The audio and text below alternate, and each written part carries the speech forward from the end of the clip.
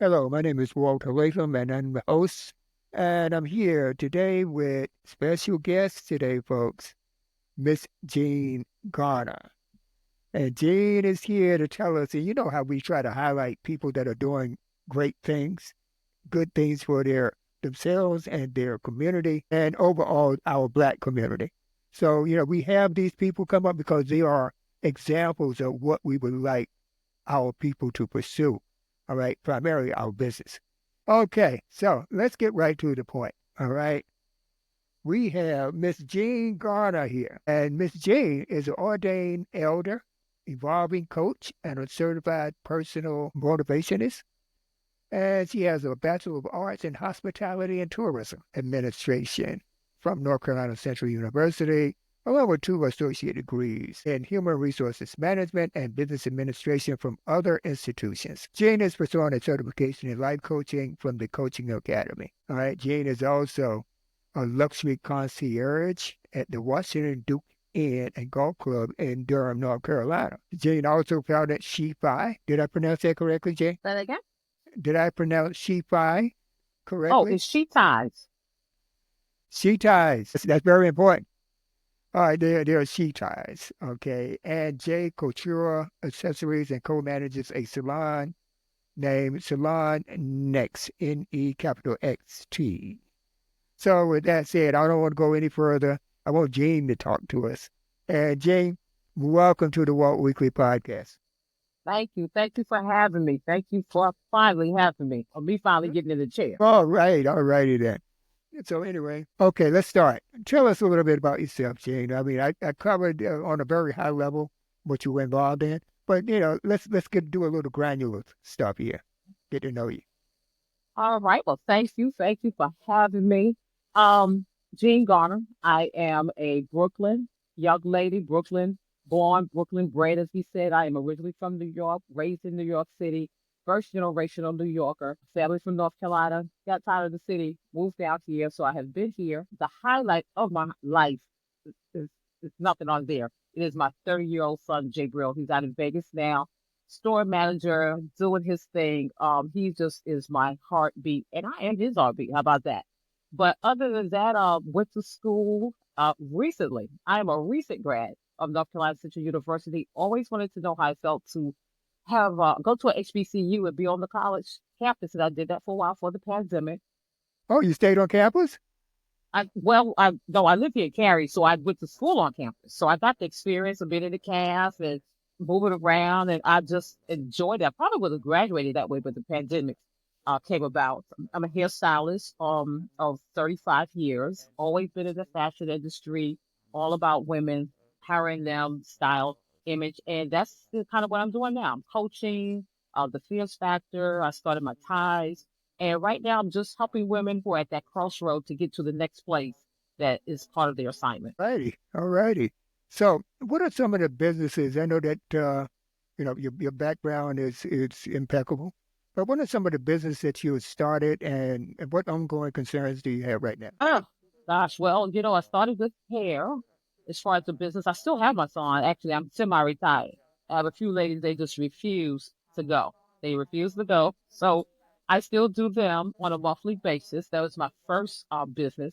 And then my second, I would say, full business was in the pandemic, I started making masks. And I've always Ah, been creative. So I then launched my boutique, which I changed the name to J Couture Boutique. And so that's my second business. But they all come out the umbrella of hair and beautification. So I have my boutique. Then I launched my She Ties also and my coaching business, which is the Evolving Circle. How I came about with helping women evolve and evolve in love. The first 4 letters of the word evolve is love. oh, that, And I that help must have been a big seller there, then, was it? yeah, because I help women to evolve and understand who they are first through loving themselves, not affirmations, nobody else telling them. So that was the birth of the Evolving Circle. Out of the Evolving Circle, I have what is called the Evolving Chair, where I host, and my co host is Apostle Janice Thomas with that. But we take biblical stories and give them basic application for women to just elevate themselves on. So that's where I'm at right now with the coaching business and the sheep guys. They've become a business all by themselves. Yeah, you got to adapt. As I tell my Mm-hmm. kids, you don't adapt, you die. It's just matter. That's the work that you were doing at the Washington Duke and Golf Club in Durham. Mm-hmm. You founded Sheetie, Mm-hmm. Shetie, Yeah. and J Couture Accessories, and you also co-manage a salon named Salon Next. All right, your development strategist, you focus on helping women overcome self-imposed limits and reclaim their power. Oh, that's a Yes. big, very big mandate there. Yeah, it is. It is. It happens to all of us. As the saying that goes, it happens to all of us, or the best of us. But life can just happen to women. Life be lifing, and we get caught up in some things and find out that we have some issues, life issues, work issues, family issues, faith issues, health issues that sometimes make us second guess who we are. If we're doing the right thing. You may get divorced, your children, death, will stop and make you just think. And it's real easy to get in some of these places where we need help. We need somebody to say, why are you not uh, writing that book? Why are you not doing that podcast? Look, you can start baking. You can go back and get that degree. Da da da da. And sometimes we just need a push, and that's what I am. I'm here as a fierce igniter. Also, the fierce factor. That's another one of my businesses, is the fierce factor. And to help women find the fierce in them to move forward and push against those obstacles and overcome that limited thinking. A lot of times, the things that block us is not that it's people or physical things; it's our thinking. Be transformed by the renewing of your mind. And a lot of times, once we renew our minds and our thinkings, we are unstoppable. There's nothing we can't do, but we've got to cut out that limited belief and that as I call it, stinking thinking. We don't have room for that. Okay. And you say that fear factor. What do you think? You know, I know you have your books, and you are you Mhm, actively, you know, doing one-on-ones or one to many type meetings concerning mhm. that? Do you have classes? I mean, how do people? How it is, it is. It's one-on-one group coaching. I may do a group thing, a cohort with maybe 5 to 10 women. Some women want one-on-one. Some of it's personal development, some of it is styling, and they it just depends on where the person is and what they want. I actually do self-help programs where you can get a program that I have and work on it at your own pace. You just Okay, work on it, you get it, you get the whole workbook, you get everything that comes with it. It's yours, and you work on it at your pace. I like group coaching. Try not to do a lot of women. Try to do it very intimately because then they can open up. They get to know the people in their cohort. So I don't have really big okay. groups to do that with, and they make new friends. They find a safe place. So I like the avenues that I can use, and I use pretty much all of them. Right now, let's just let our audience know if they wanted to, to reach out and get one of the services that you provide. How would they Well, what contact you? Well, they can contact me. They can email me at my website. We are reconstructing it all right now because I've got some new uploads. I've had to elevate it. They can reach me at JAG. That's JAGG at MissJeanGarner.com. So that, and I'll give it again because I think I gave you my email. It's JAG, JAGG at Mhm. GeneAGarner.com. Send me an email. Let me know what you want to do, how you want to connect, and we can go forth from that. Get ready to start something. I think I'm gonna do it in December, like a couple of weeks, just to help the women in the December month. Just kind of get ready for that new year. We're in this last quarter. But once again, you can do that. You can get on Facebook. I'm Jean A. Garner on Facebook. Uh, I am also on Instagram at the Jean Garner on Instagram. But if you look me up on Facebook, I also have a private group on Facebook that we get in there. We start talking. It's called Girl Go Be Fierce and Evolve. Girl Go Be Fierce and So Evolve. It's a you got private this group. private group and y'all conspiring, huh? We are conspiring. I knew you. I Some knew it. stuff gotta be Yeah, all the because when women we in there come out just that them. group, we are on fire. We are on fire. We come out that group. But yeah, you can find me. I'm on social media, all the time out there just empowering women. I get out there. I tell you my life. I tell you how I live. That I go through. I do lives in the group 3 times a week. And I let the ladies know that I struggle as well. So I need you as much as you need me. So it's a give situation. You had alluded to earlier that you had a co-host. I mean, do you have a podcast, your own podcast? No, we don't podcast, but you know what, Mister Walks Up? Uh-oh, uh-oh. I got some headphones there. Competition. I got some headphones. No, we just get on Facebook Live. We do the evolving chair where fierce conversations take place. And we have a ball.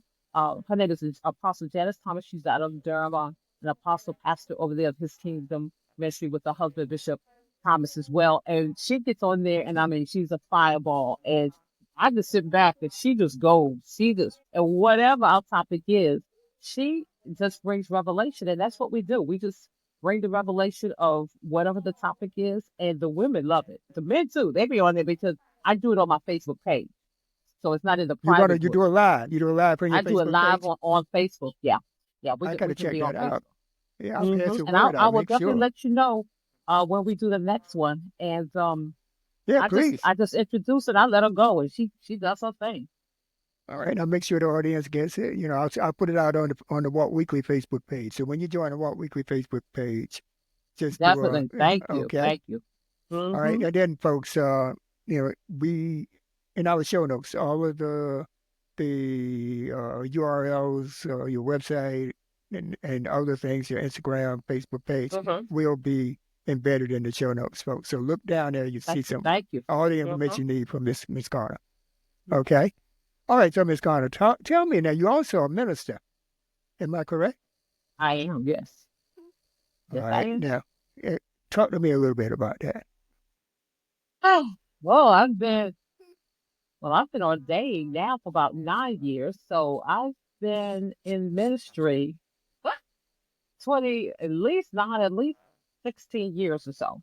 I've been in there. I was just knew that there was more that God had for me to do, but I didn't really see ministry. But when we laugh about it, I always hung around ministers. They were my friends, and pretty much I was ministering behind my the salon chair.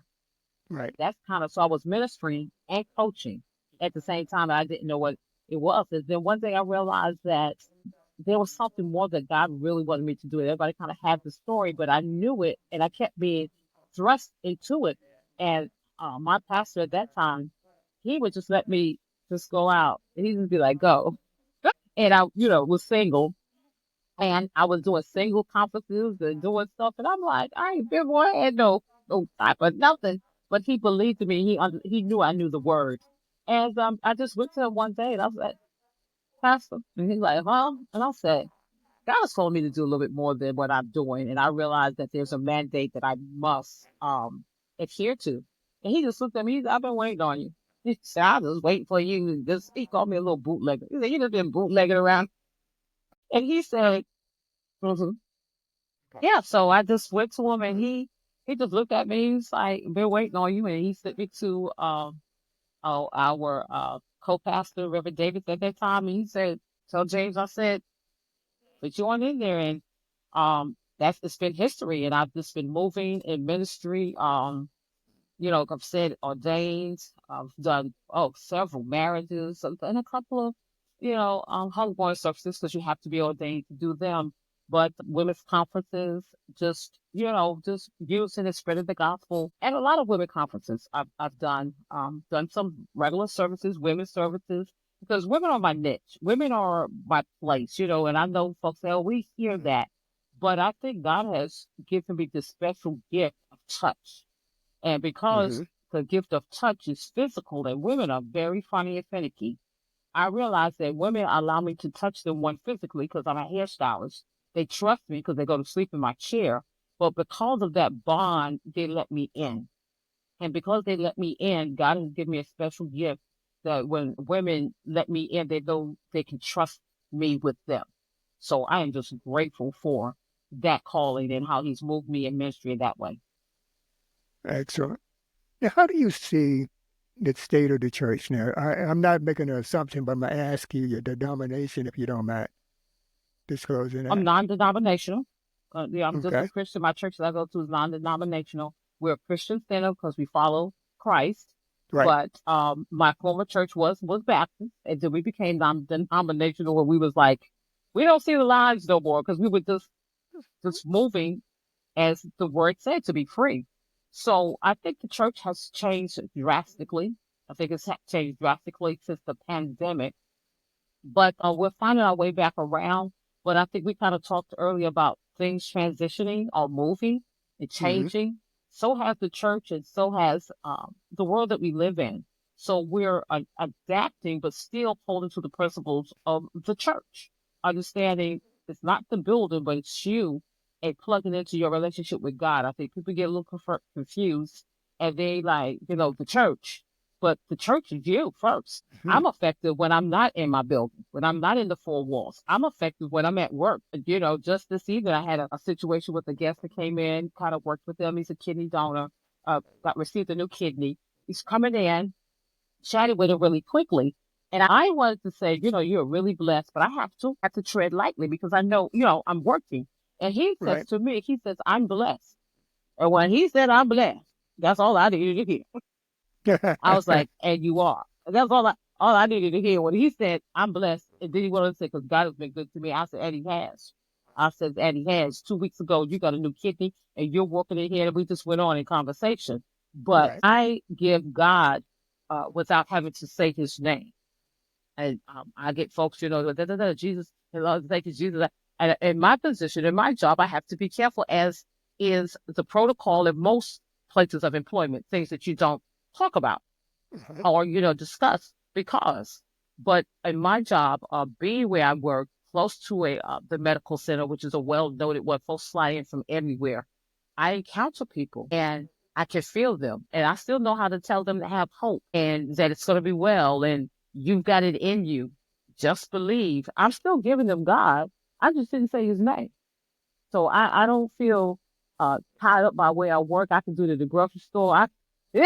Anywhere. You And preach somebody will forever, go right? back. Yeah, and they'll look back and say, and they may think about it when they get in their car. Like, she just blessed me. She just encouraged me. She just empowered me with 5 words or something. So I'm grateful for the call on my life, and that God is allowing me ways, marketplace ways to lift him up. I am a marketplace minister all the way. No doubt that I could be in boardrooms. God allows me to get into places that some ministers won't get in because they don't know how to adjust and move. They feel like it's shortchanging God, and it's not. It's not shortchanging God. It's getting God in where you can get him in. And if your gift makes room for you, then you need to be prepared to walk in it. Okay. Have you noticed a decline in people coming in for services? As far as the hair salon, No, no, or no, no. I'm talking about in terms of the church. yes, I think the pandemic really did, as they say, a doozy. They did something to the church, and it got people for so many years, for months, and some years, out of the way we were flowing, the way we were moving, and they got comfortable in that. But if you are a Christian and you understand the word, it says, "Forsake not yourself to assembly." It still Hmm. tells you to come, but I think we've gotten comfortable, and so we can do streaming and we can do things. So I do think that there has been a decline in the church, and churches have felt that. But then there are people who are comfortable. I mean, we're like what, 2 years? Well, the pandemic was 2020. We're Yeah, in almost four now. 2022. Yeah, So yeah. yeah, we're at least 2 good years out of the pandemic because it took about 21, 22 to say, okay, get back out. I think it's going to be an individual thing for people to say, because I like being in the building. I just like being with other saints of God, with other people in the church. I like that camaraderie. I like that feeling. So when I was able Mhm. to get back up in the building in my church, we was every other seat, every other row, and then we got a little closer. Now sometimes I'm still a little, a little leery sometimes because I just don't like to be real close in anyway. But I do think the pandemic shifted up. If we had not had the pandemic, and of course that's a hype, like a really, I don't think we would have had such a hard shift. Yeah, it did change a lot of lives. Yeah, it just It was changed how we just impactful. do stuff. Oh Mm-hmm. yeah, Mm-hmm. absolutely, Mm-hmm. absolutely. So, how do what's your title in terms of theology? Would you be a reverend? I'm a elder. I, okay. I'm an ordained elder, and I'm Okay. also an evangelist. So I like elder. Uh, I like You have elder, to but explain that to the audience. What's the yeah, difference? and I like elder is, I'm called to the office of the elder, part of moving in the fivefold. But then I'm also called to the office of the evangelist, which is when I went to my pastor. That's what I told him. I said, Pastor, Mhm. and then he ordained me so I would be able to do things and then be legal. Ordaining just makes me legal to do. Like, what can an Like I said, ordained person do that the regular person couldn't, or we can regular marry parishioner you and couldn't? we can bury you. We can commit you to the ground and we can assign marriage license. That's the only thing. So Ah, because those are okay, legal, okay. not ordinances, but they're legal actions. Yeah, the So if legal. Yeah, I, yeah. yeah, so if you're not an ordained minister, now it can't be licensed. You got to be ordained by, like I'm ordained by the state of North Carolina through my church. I can sign your marriage license, and that says that this action, this ceremony is legal. And then I can commit you to the ground because if somebody dies and somebody just put them in there, that's illegal. So Oh, you okay, okay. it's illegal. That's just kind of the law that you sign. I think morticians will do that, but I know I've signed marriage certificate and it says like the witness and who did it. So I couldn't do that to somebody. I mean I wouldn't do it. I'm pretty sure there are people who would do it, but I'm not gonna put my name on something and say I witnessed you guys get married and y'all went somewhere and talking about, Gene, I need you to do it. Because now that goes to insurances and all Oh, kind yeah, of of other course, places, of course. deeds, all kinds of stuff. You see, Yeah, marriage yeah. license, I need half the house. Well, we married. So that is just kind of a legal thing. But being called to the office of the evangelist, the one that goes out to proclaim the gospel of Jesus Christ, I knew I had the spirit that went out and came back home. I was the one who went out, not moving in the office of the prophet or the apostle or anything. I knew God called me to go out, and as people would say, all of us are evangelists, and I understand that. But that we can move in different positions and not be called to. But I knew that I had to defend my calling when I got ordained. It's like, you do your dissertation and stuff. I Oh, had yeah. to defend why I felt God was calling me out. And I was like, for one thing, it's real obvious. I'm always out. Folks are sending for me. I'm going out. I was more effective outside of my church than I was in my church. And Okay. so I was okay with understanding. And I had to get clarity. I sought of some other ministers and say, help me with this. And they were like, no, God has called you to do the office of the evangelist, to be the one. So I move into places. I tend to say elder because I just do. But I am also evangelist. Okay. I want to go back to your concierge work. Okay. Where is that? Where is that spot again? That you? No, I wouldn't say And the spot. Washington Duke Location. in Durham, right across from Duke University. Okay, so explain what now being a concierge is that I know what a concierge. I lived in many hotels all over the world. Okay, Mm-hmm. uh, but I never had a friendly conversation, a long conversation with a concierge. It's more just can you arrange this or can you where is this or where is that, something to Mm-hmm. that effect. But well, first off, let's start with how long you been a concierge. I have been a concierge now for 2 years. I started at Washington Duke in 2021. They had just opened back up maybe in May from the pandemic. When I started there, we were wearing masks. I was at the front desk. We had plexiglass. They were only letting so many people in. Yeah, yeah. The whole thing, the bars and stuff could only let so many people in. It was a mess. We all went through that. That's when I started at Washington Duke, July 2021. Okay, did you go? Did you take any type of credential? Do you have any credentials for being a concierge? I know that hotel Um, management and that type of thing is something that I noticed in your bio. no, I didn't, but I do have and I was in school, my degree in hospitality and tourism. So that helped. That helped that, I'm in the hospitality industry, but by life learnings, I've done events. I've been in the place, the arena. In my church, I served as armor bearer for I don't know how many conferences. So I knew how to cater to the special needs of guests. And I just kind of came on. But now I was hired initially as a front desk. And I stayed front desk for 1 year. And they decided the concierge desk was sitting across from us. And it was time for promotions and stuff. And I was like, look, okay, y'all, what we get ready to do here? And they came and presented to me. They was like, if anybody can work that desk, it's you. They came and said, we want you to be the concierge. And I was like, yes, yes. So, but they said they saw how I worked, how I gave clients, the guests, the extra attention on a whole nother level than just arranging and doing or whatever. And I just kind of do my thing. I go for it. They don't bother It me. sounds like you enjoy it, though. I do because it gives me freedom to touch people, make their stay a whole nother experience. It's I can, I want to go to a certain restaurant. Can you make my reservations? They trust me with stuff. Hmm. They trust me with their event. And I can tell them, yeah, you go to this restaurant, I can make the reservations and say, I need them to be at table number 20. And folks are like, okay. And when they get down there, they're like, that table number 20. Or they may not know it, but I can tell the person when I call, hi, this is Jane from the concert center. And I have some guests coming down. Can we get number 20? Because I've gone to the restaurant. Right. There's a concierge. I go out, get appetizers. Some treat me, some invite me. And so I know what the cuisine is like. I know what the atmosphere is like. So, Mr. Walter, when you come on through and you say you want to do this here, I'm like, we got the perfect restaurant for you, the perfect table. Da da da da. That's cool.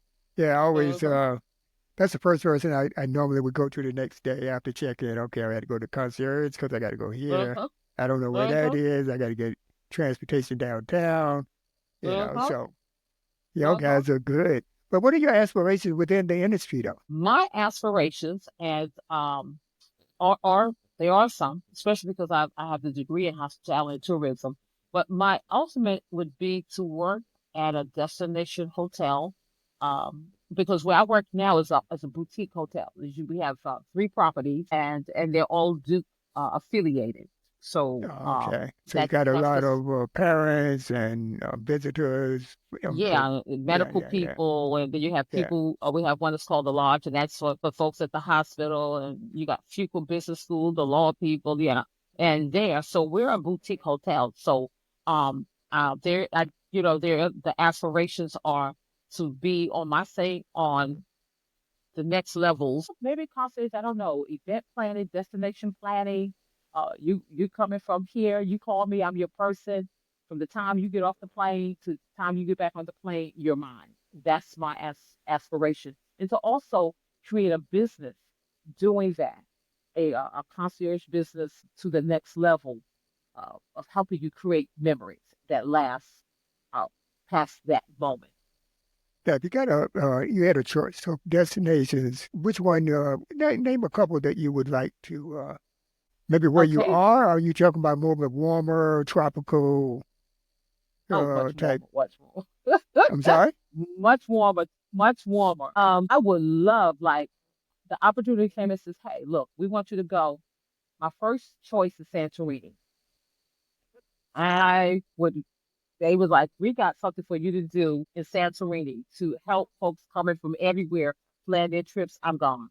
That is my dream vacation, and I probably would be going in 2 years, trying to get some things done here and get a little settled. Santorini, somewhere, Belize, places like that, Okay. that are destinations. Yeah, Adobe Police. I did some diving down in Police. Very beautiful Mm-hmm. place. Yes, Yeah. yes, yes. Yeah, the Mm-hmm. visibility was just awesome. But I digress. And I was much younger at the time. I haven't dove since at least Yeah. 20 years now. I'm a But golfer. That's what I do now. But anyway, okay. that's I digress, as we say. But in terms of the hotel and you ever think about trying to open your own hotel or run a particular site, for some of the big boys, like Hilton and those guys? Oh, Can't okay, say no okay, okay. I names. got you. Yeah, yeah, I yeah, yeah, can't. yeah. But if I the got you. opportunity came up to me to go that avenue, I definitely would look into that. I definitely would if the opportunity came. I actually 2 years ago, well, no, before the pandemic, went to Miami. Yeah, went to Miami. Had to be 2019. It had to be with my school with Central. It's a group called NAPhood, and it's National something Black operators and hotel operators and stuff. And Uh-huh. everybody there was Black hotel operators, general managers, assistant managers, and all the big boys were there. Marriott, Hilton, Choice, all of them. And the whole thing was about getting into the business. And these bigger companies are looking for the opportunity to put African Americans into hotel ownership. But that's So, a segue for me. That's a segue because that was the next thing I was going to ask you. All right, hmm is hmm how does that sector look for us as Black Americans in terms of yeah, opportunity? it's an organization. It's called NAPHOOD, Black Hotel Owners and Operators, something or another. And if you want to kind of look it up, and that is their focus to get you into place, to get you money, to get you everything that's needed. Like, say, for instance, you have your Marriotts, you have your big Marriott, but Right. then you have your smaller courtyards and the Yeah, smaller I stayed in ones. the courtyard a So lot they of talk, they times. say, Yeah. start there. I'm trying to get the big boy. But they're like, start at your courtyards. Start at your smaller Hilton Garden Inns. Start at the smaller ones. Get you one, get you two, get you three. But And what then would when you you get, what uh-huh. hmm But what would you say is a pathway? Now here I am. Okay, let's say I'm in college. I'm 18 years old, just going in, doing first semester, and I'm looking for a major and this and that. What would you recommend for someone that would aspire to, get into the hospitality industry? What would you say to that person? I would say at that age, go ahead and get you a degree. Now, you can go all the way up to master's in hospitality management. You can go way because folks are like, I'm like, but I can't do it right now. I'm not getting no master's. But I would say at least get the education. Like with me, I learned the lodging and culinary under So you my said degree. should they major in hospitality management or what? Well, you can. It just depends on the school. Like with Central, it's under business. It falls under the business department. And my degree is hospitality and tourism. And then you can get minors. You can get a minor in event. You can get a minor in event planning. A minor in tourism. Now, this is something. Hospitality, real estate. Getting into real estate, and Central has a awesome program with that. And I know some young ladies who moved, they have the degree, but their minors was in hospitality real estate, hotel real estate. Now, did you mention that you were? I don't know. I think I heard that you were in real estate to some. Now I was, but it was years ago. But I'm looking at it. I'm looking at it like post retirement because I You can retired sell. already? Oh, No, you're but early, it'll be huh? post retirement. It'll be. I can be. I'm in countdown mode. But Okay, it's okay, I got you. a young person. And then get involved. Like I said, get a professor who knows the things that are going on outside of the school. Like we had classes, which we had to, they were mandatory, where Disney, we did Zooms with Disney. And if you wanted to connect with Disney, everybody who was on the Zoom, you wrote down their names, and then you tell them, I'm from North Carolina Central University, and they have made a partnership with us. So we have students who are working at Disney doing that That's down interns there. or are they that post graduation? That for interns that they work for Disney? Both of both. They Hmm. both of they had internship opportunities, and they suggested do internships everywhere. That lets you know if you want to be there. Yeah, it You is a might get good down there and testing say, ground. Yes. think I really want to do Disney. This is too much. And then you may say, you know what? I love it. So like we had to do we didn't have to do internships, but we did a couple of them. But yeah, that's one way to get in it. But when you're in school, just don't go through it. I had an awesome Professor Kingston, Malcolm Hmm. Kingston. She was just absolutely fabulous. Hospitality, she's up in Virginia. It ran through her blood. And so she was the one who got us at the hotel event. And they paid for us to come down there as students. We just had to get our plane tickets. Okay. So Okay. Great. get plugged into uh, um, um, companies that are hosting things, and they always have like rates for students, or they may go through where if you're a student, you don't pay anything. But I said get plugged in. Yeah, but I think those interns. I think you would agree that those internships, add some experience on your resume too. Definitely, definitely, definitely. Yeah, especially you can find one that's a paid internship and you can go do it and you're going to the top of the line hotels and all that. Yes, they do. They give you and it looks good because it's kind of like a job. It's a job. Oh yeah, it is. It is. Yeah, It's you're a working. job. Yeah. Yeah. All right. Good. Good. So I do want to say before we go is, what would you recommend? What would you tell our young folks in general in terms of business and things of that nature? It's kind of broad. 'Cause I want to be a little bit more specific, right? So, what would you tell a young person? I wouldn't say hotel because it's a little broader than that. Okay. Hmm. But Yeah. how would you equip a young person for the world? And try to make it abbreviated to someone because I know that's a large ask that I'm doing. But, what would you read Um, for a young person? That put it that way. What would you want I to would tell tell our them. young people? I would tell them what I tell my son. I was kind of start this here. Sometimes he would say, "I got a supervisor that I just really don't like them." And I said, "Do you know how many supervisors your mama had that she didn't like?" And I would tell them that along the way, don't let what you don't like block you from what you need or your objectives. You're going to have to learn how to adapt. You're going to have to learn, especially our young generation, not to pop off so quick.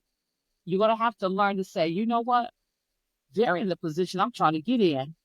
I got to learn how to listen and hear, take advantage of it, but not let them run you over.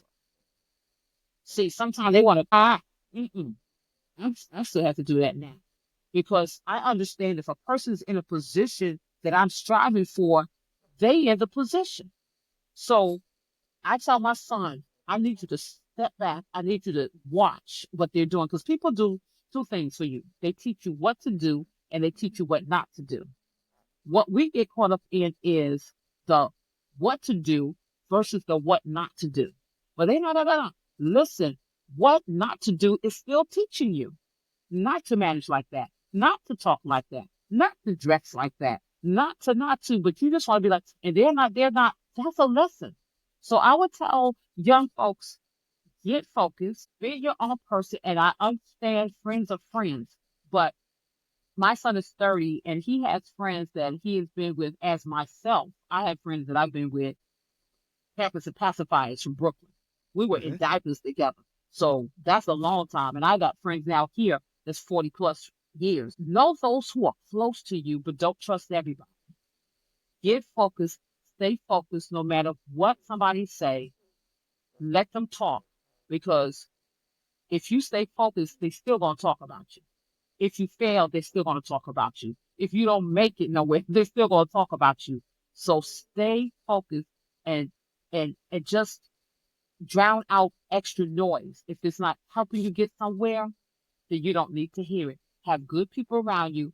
Keep God first. I tell him when he gets tight, I said, he's like, Mom, praying. Keep God first for directions and live your life, enjoy your life, but be focused and know what you want. Have a plan.